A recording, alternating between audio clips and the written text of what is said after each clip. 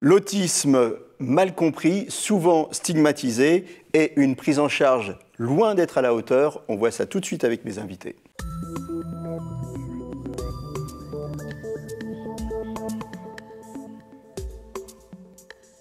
Alors avec moi sur le plateau, le docteur Aline Lefebvre, vous êtes psychiatre, chef de clinique à l'hôpital Debré à Paris, et Marion Souleliac, vous êtes maman témoin et formatrice au Centre Ressources Autisme Île-de-France, et vous êtes maman de 2 enfants autistes. Alors on va commencer avec vous.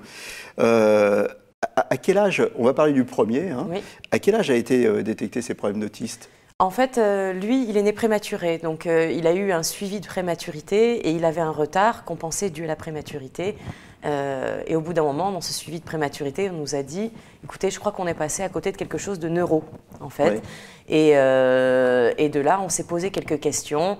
Et c'est un ami de la famille qui a vu notre fils, qui a dit, je vois des stéréotypies, je vois des comportements. En fait, c'est pas un médecin. C'est pas un médecin, c'est un chercheur. Il est chercheur, ceci dit. Bon. Et lui, il avait déjà vu des autistes. Oui, et il voilà. s'est dit, tiens. Voilà, et il a dit il y a des signes qui sont assez évidents. À quel âge il vous a dit ça ? Il devait avoir 3 ans et quelques.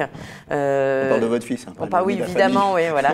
Mon fils avait 3 ans et quelques, et donc on s'est posé les questions. Évidemment, comme tous les parents, je suis allée sur Google, j'ai tapé symptômes autisme, et là j'ai retrouvé mon fils. Donc immédiatement, j'ai pris rendez-vous dans un centre ressources autisme, en l'occurrence le Crédat de Sainte-Anne à Paris, et on a eu un diagnostic très rapidement. Je tiens à le dire parce que je sais qu'il y a parfois beaucoup d'attentes, mais mon fils étant petit, il est passé en priorité et donc à 3 ans et demi, il avait un diagnostic officiel.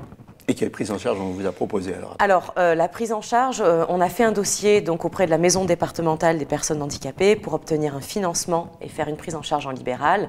Ce qu'on a obtenu assez rapidement, je tiens à préciser que c'est un peu une spécificité parisienne, hein, je crois qu'il faut le dire. On a une maison départementale des personnes handicapées qui est très efficace et qui finance des prises en charge en libéral.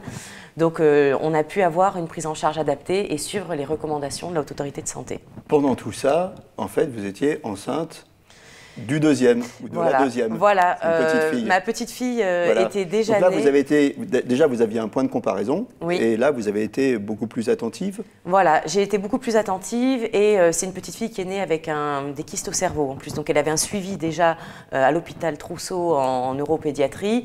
Et j'étais très très attentive et on a vu des signes assez rapidement, type flapping, voilà, mouvement répétitif, difficulté à regarder et à D'après ce que j'ai compris, vous avez vu des signes, mais vous vous êtes un peu menti à vous-même en disant… Ah bah totalement, je me suis dit non, celle-ci ça ira. Ouais, voilà. donc en fait, c'est la psychologue qui suivait mon fils, qui l'a vu un jour et qui m'a dit je vais te dire la vérité, je pense qu'il y a un petit souci.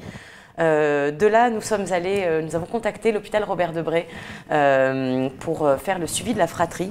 Et donc notre fille a été vue bien avant ses 18 mois, à peut-être 15 mois, 16 mois, pour un premier rendez-vous où ils ont déterminé que oui, elle avait besoin de faire un diagnostic précoce. Et notre fille a obtenu un diagnostic à 18 mois. C'est important ça, les suivis de fratrie. Tout à fait. C'est très important de savoir qu'il y a des centres qui font ça. Oui. Aujourd'hui, la vie au quotidien, alors comment ça se passe ? Le petit, la petite, où ils en sont Je me suis battue pour que ma fille soit en crèche collective, puisque c'était quelque chose qu'on me déconseillait, alors que l'hôpital Robert Debré avait écrit une recommandation disant qu'il fallait qu'elle soit avec d'autres enfants, mais j'ai dû me battre auprès de la crèche municipale parisienne pour obtenir ça. Mon fils, pareil, j'ai dû me battre pour qu'il soit à l'école. Il va rentrer en CP en septembre prochain. Et il a 6 ans. Il a 6 ans. C'est une belle victoire. C'est une très belle victoire. Il a un CESAD qui intervient auprès de lui, donc du médico-social. Et il a. Alors, il faut parler français. Hein. CESAD, c'est quoi En fait, comment est-ce que je pourrais expliquer ça ? C'est vraiment une institution qui s'occupe des enfants avec un handicap, que ce soit à l'école ou à la maison. Voilà. D'accord. Voilà, intégrer un système scolaire. Et on a une prise en charge en libéral, donc en ABA, en analyse appliquée du comportement. Voilà. D'accord. L'ABA, c'est une technique américaine ? Alors, l'ABA, ça vient des États-Unis, Applied Behavior Analysis, et c'est vraiment une approche qui suit des principes, des lois scientifiques, en fait, pour améliorer les comportements adaptés et réduire les comportements inadaptés. Quel conseil vous donnez aux parents qui découvrent que leur enfant est autiste, ou quel conseil vous leur donnez pour les aider à découvrir un petit peu plus vite qu'il est autiste ? Alors, s'ils ont eu la chance d'avoir un diagnostic rapidement, se former immédiatement. On a beaucoup de difficultés à trouver des bons professionnels, je le sais, mais le vrai travail, il se fait à la maison. Parce que l'enfant, il ne va pas être toute la journée avec des professionnels. Donc, pour qu'il y ait une véritable continuité, il faut que tout le monde fasse la même chose et qu'on réduise tous ensemble les mauvais comportements. Il est fondamental. Hein, il est fondamental. C'est-à-dire que si votre petite fille aujourd'hui, elle a 3 ans, hein, je crois, elle est déjà... Maintenant, elle est verbale. Elle parle. Verbale, voilà, c'est ça. Et votre fils, il est en maternelle. Voilà. C'est parce qu'ils ont été bien pris en charge de manière précoce et que derrière, vous avez fait le boulot. Ah ben moi, c'est du non-stop. Oui. C'est que ce soit pour les repas, que ce soit pour le week-end. Là, je reviens de vacances et j'ai pas lâché une seule journée. Ah, d'accord. Voilà. Bon, on va vous laisser vous reposer un peu. On se tourne vers le docteur Aline Lefebvre. Autisme ou on appelle ça TSA aussi. Qu'est-ce que ça veut dire TSA? Lisez pas ma feuille, moi je sais ce que ça veut dire. C'est les troubles du spectre autistique. En fait, on parle plus d'autisme.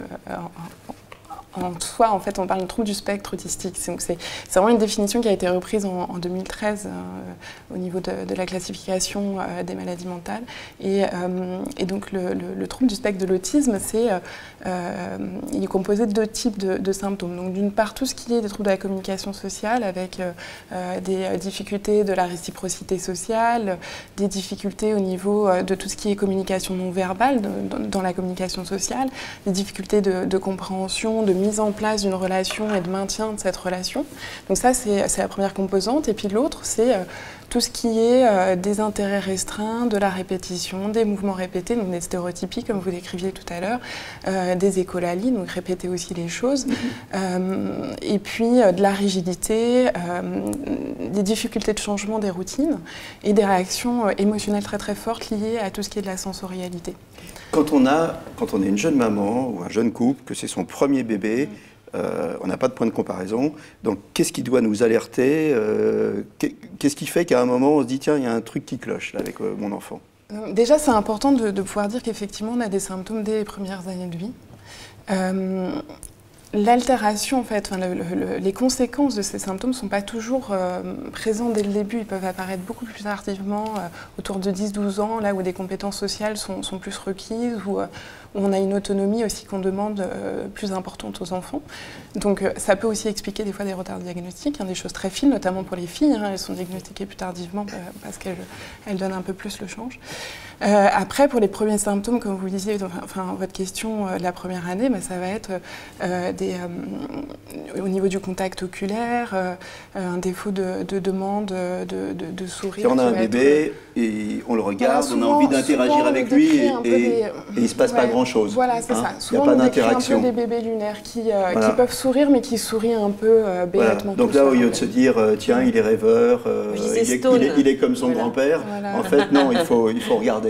Oui, sur les photos, vous disiez stone. On se disait, sur les photos, il a toujours l'air complètement stone. Et voilà, c'était un peu ça. Et il était calme et ça se passait bien. Alors, d'un point de vue du tableau, en fait, quand on parle des autistes, souvent, on parle des Asperger, ceux qu'on voit à la télé, c'est Good Doctor, c'est Redman, il y a l'autisme avec et sans déficience intellectuelle, c'est ça? Voilà, alors c'est ça qui est important dans la nouvelle définition des troubles du spectre autistique, c'est que, je vous ai décrit les 2 types de symptômes, il va y avoir des intensités de symptômes qui vont être plus ou moins importants. Mais dans cette définition-là, n'est pas du tout intégré le niveau intellectuel ni le niveau de langage. Et ça, c'est important parce que l'idée qu'on a du syndrome d'Asperger, c'était vraiment des gens très érudits, extrêmement intelligents, alors que la réelle définition à l'époque du syndrome d'Asperger, c'était de l'autisme, mais sans retard du langage ni sans déficience intellectuelle, ce qui est un petit peu à côté. D'accord. La prise en charge, elle est multiple, psychologique, rééducation, médicaments, et puis l'importance des parents. Alors, donc la prise en charge, voilà. Donc ce qu'on disait, c'est que vraiment le quotidien et c'est très important ce que vous disiez, mais les connaissances des parents au quotidien, c'est vraiment pour moi ce qu'il y a de plus important. Donc la réassurance aussi des parents qui savent pouvoir leur dire, qui savent bien faire, qui reconnaissent bien les choses. Après, il faut pouvoir vraiment tout évaluer, c'est-à-dire qu'il faut une prise en charge psychologique, individuelle, pour justement apprendre à reconnaître les émotions, à les gérer, à comprendre les habiletés sociales. Il faut aussi, nous, on conseille aussi tout ce qui est des groupes d'habiletés sociales pour pouvoir appliquer diagnostiquées, ces choses qui sont apprises. Et après, il faut bien faire le point sur le plan orthophonique, au niveau de la psychomotricité aussi. Voilà. Il y a aussi des médicaments pour les troubles de l'attention, les troubles voilà, du sommeil. Aujourd'hui, il n'y a pas de médicaments pour traiter le trouble du spectre de l'autisme en soi. Oui, Ce qu'on a, c'est que bien souvent, le trouble du spectre autistique s'intègre dans les troubles neurodéveloppementaux. Donc, extrêmement souvent, mais la plupart du temps, il y a ce qu'on appelle les comorbidités associées qui sont importantes à diagnostiquer et à évaluer. Donc tout ce qui est trouble de l'attention, effectivement, il peut y avoir des aides médicamenteuses, tout ce qui est aussi de l'impulsivité, enfin, dans certains cas, on est confronté au fait que les symptômes sont tels qu'il va falloir avoir une aide médicamenteuse. Mais ce n'est pas la première indication. Vraiment, tout ce qui est en première indication, ça va être tout ce qui est justement cognitivo-comportemental, de la rééducation orthophonique, psychomotricité et tout ça. Et puis, traiter aussi les troubles du sommeil qui sont très souvent associés et qui peuvent être très invalidants. La prise en charge, alors la prise en charge, elle n'est pas vraiment à la hauteur. Il y a 8000 enfants autistes qui naissent chaque année en France. Il n'y a que 175 nouvelles places par an en maternelle. Et 80% seulement des enfants, 80% des enfants autistes ne sont pas scolarisés. C'est-à-dire que seulement 20% des enfants sont scolarisés. Ben, c'est très grave, c'est quand il n'y a pas d'accompagnement réel pour ces enfants. Le système d'aide à la vie scolaire, d'AVS qu'on a aujourd'hui pour l'école, ne sont pas formés à gérer des enfants qui ont de réels troubles du comportement. Un enfant qui s'automutile, qui va frapper les autres, etc. Sans une formation réelle en analyse du comportement, c'est pas possible. Donc oui, les parents souvent se retrouvent à retirer l'enfant de l'école parce qu'il n'y a pas de possibilité qu'il soit accueilli convenablement. Et sinon, l'école n'en veut pas. Oui. Voilà. Donc gros problème. Là, on a vraiment du boulot. Oui, il y a un gros boulot à faire. Gros boulot. On arrive bientôt à la fin de l'émission. Des questions super rapides. C'est génétique, c'est pas génétique? Il y a plus de 200 gènes qui sont décrits dans les troubles du spectre de l'autisme. Donc ça peut être génétique, mais c'est complexe. Il y a une part génétique qui est complexe. 4 garçons pour une fille sont autistes, alors c'est une maladie de garçon. Jusqu'ici, c'est ce qu'on décrit. Après, il semblerait quand même qu'il y ait un sous-diagnostic chez les filles. D'accord. Le rapport autisme-épilepsie? Il y a beaucoup de, comme je vous disais, au niveau des comorbidités, il y a beaucoup d'épilepsie. Enfin, souvent, l'épilepsie peut être associée au trouble du spectre de l'autisme. En 30 secondes, le mot de la fin à la maman, un message? Je dirais... Se former pour les parents, vraiment. Se former, pas rester seul, aller tout de suite se former, ne pas attendre qu'on vienne vers vous et qu'on vous donne toutes les bonnes infos parce que malheureusement, on ne vous les donnera pas. Alors, justement, Autisme France. Voilà. Voilà. France. Et le CRAIF. Le CRAIF, c'est quoi? C'est le centre? C'est le Centre Ressources Autisme Île-de-France. Vous pouvez aller sur place, emprunter des livres, prendre des informations, les appeler. Vous allez être très bien renseignés. Vraiment, ce sont de très bons guides. Merci Marion. Merci. Merci Dr Aline Lefebvre. 13 minutes, bien sûr, c'était trop court pour parler de l'autisme. À très bientôt pour un nouveau numéro. Et d'ici là, portez-vous bien.